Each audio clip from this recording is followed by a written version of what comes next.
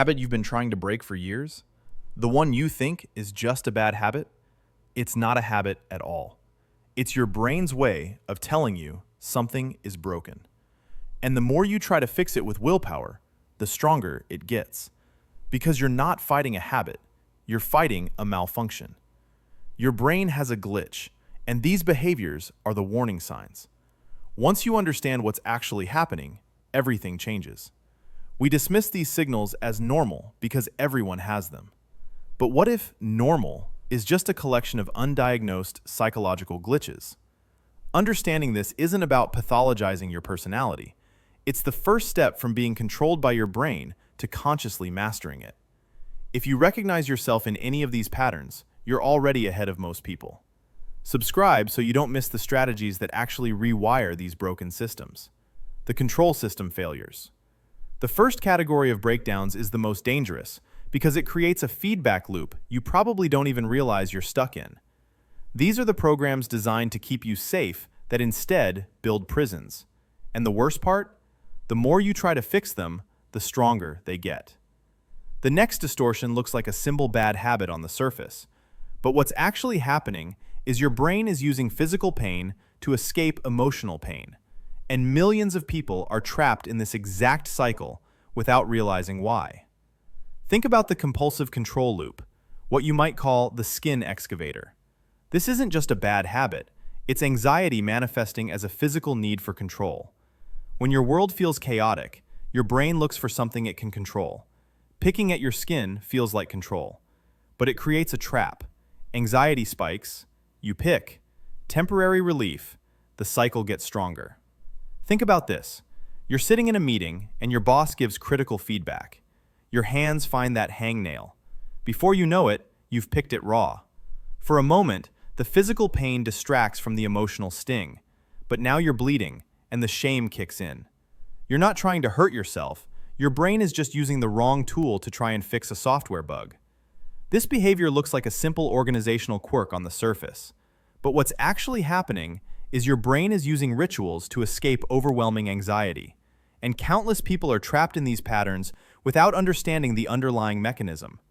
Then there's the anxiety compliance system, the ritual ruler. This is where OCD-like compulsions emerge from your brain's desperate attempt to ritualize away terror. It's like your mind builds an invisible electric fence. Step outside the ritual, don't check the stove exactly 7 times, and your internal alarm system screams that catastrophe is imminent.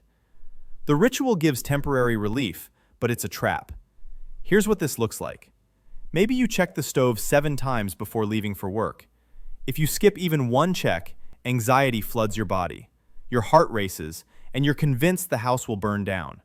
So you go back, and back again. One morning, checking the stove made you 20 minutes late to an important meeting, but you still couldn't stop. This pattern looks like simple caution on the surface, but what's actually happening is your brain's threat detection system is stuck in permanent overdrive.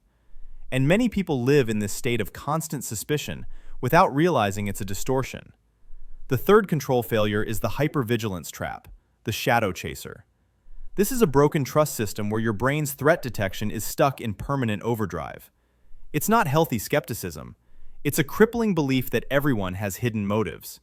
Your brain, trying to protect you from potential betrayal, ends up turning normal social interactions into perceived battlefields. A simple compliment is analyzed for sarcasm. A friend running late is evidence of disrespect. This isn't a personality trait. It's a security system that can't tell the difference between a real threat and a neutral event, leaving you isolated and exhausted from constant surveillance. Picture this scenario. Your friend cancels plans last minute. Your brain immediately thinks, they don't want to see me. They're avoiding me. What did I do wrong? You replay every conversation looking for the moment you offended them. A week later, you find out they had a family emergency. But by then, you've already decided they're unreliable and pulled back from the friendship. And it gets worse. Because while the first 3 breakdowns are about detecting threats, the next breakdown is about controlling them through compulsion, the emotional processing errors. But the real danger isn't in how your brain detects threats. It's in what happens when your brain stops processing its own emotions entirely. These next breakdowns are silent killers because they don't announce themselves. They masquerade as strength. This response looks like emotional strength on the surface. Someone remains completely unfazed by bad news or a personal victory. But there's a crucial difference between staying calm and feeling nothing. This is emotional blunting, the quiet devastation of emotional numbness. The first error is the failed defense mechanism, the emotional brick wall. Your emotional response system isn't broken, it's been silenced. The cost isn't just internal numbness, it's relational distance. You can't connect authentically because you've lost access to the emotional language that builds intimacy. While others experience life in full color, you're watching a muted version through thick glass. This isn't resilience. It's a profound disconnection from the emotional feedback that makes relationships work and life meaningful. Think about this conversation. Your partner tells you they're hurt by something you said. You listen, but you feel nothing. No guilt, no sadness, no urge to apologize. You know you should feel something, but your internal dashboard is blank. Your partner interprets your lack of reaction as coldness or not caring. The relationship deteriorates because they can't connect with someone who seems emotionally absent. This state looks like emotional independence on the surface. But what's actually happening is your brain's emotional language center is disconnected. And many people go through life without realizing they're missing a fundamental human capacity. But emotional blunting is just the symptom. The underlying mechanism is even more specific. Some people don't just feel numb. They literally can't identify what they're feeling. That's even worse. The disconnected processor, clinically known as alexithymia. This isn't about being tough or independent. It's a fundamental inability to identify or describe what you're feeling. Imagine everyone else has an internal dashboard with clear gauges for anger, joy, and fear. Your dashboard is blank. You know something is happening internally, but you lack the language or awareness to pinpoint it.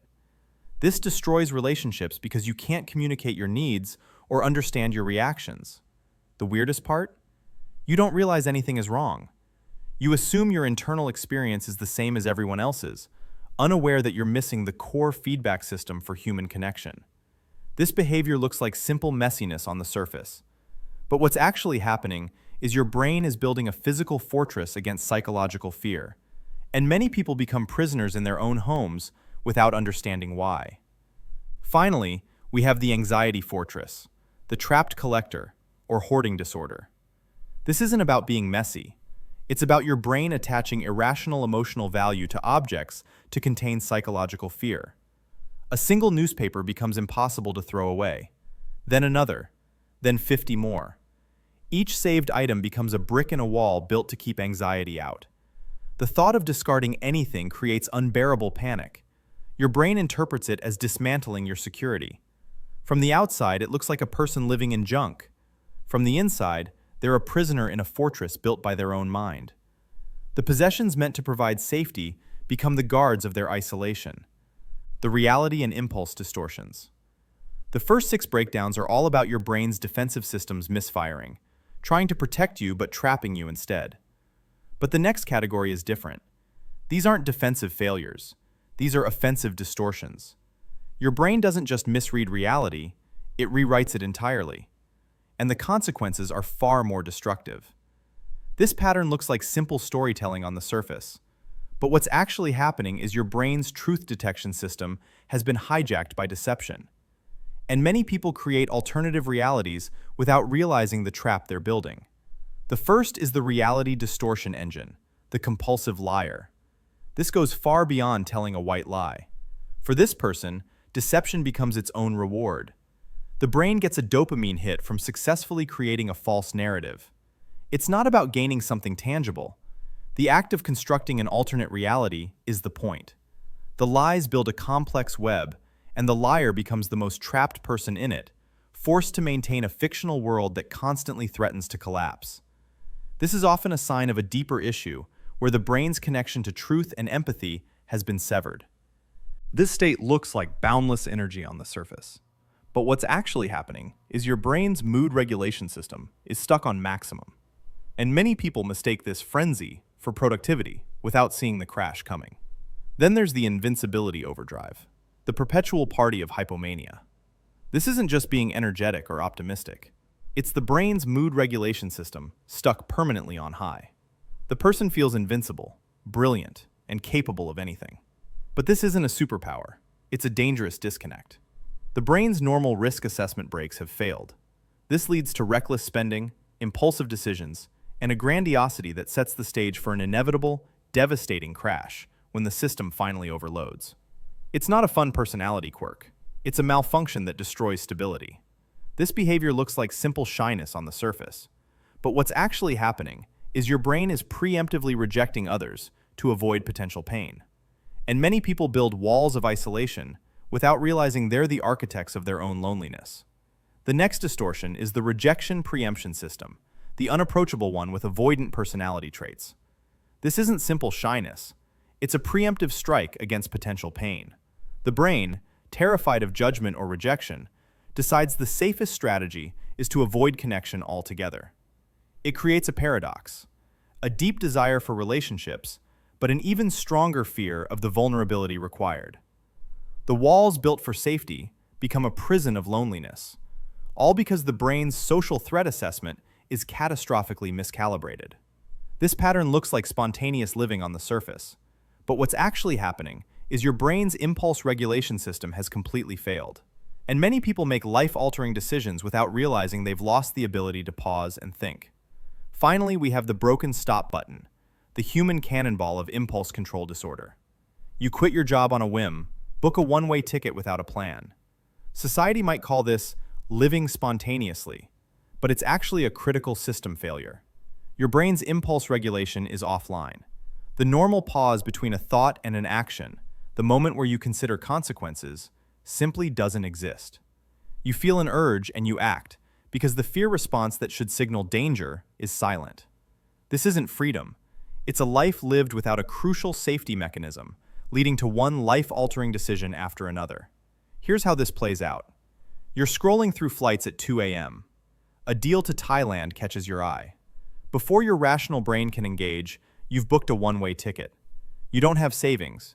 You don't have a job lined up. But the impulse felt so right in the moment. 3 months later, you're back home, broke, and explaining to employers why you have a mysterious gap in your resume. The debugging protocol. Now here's the critical part.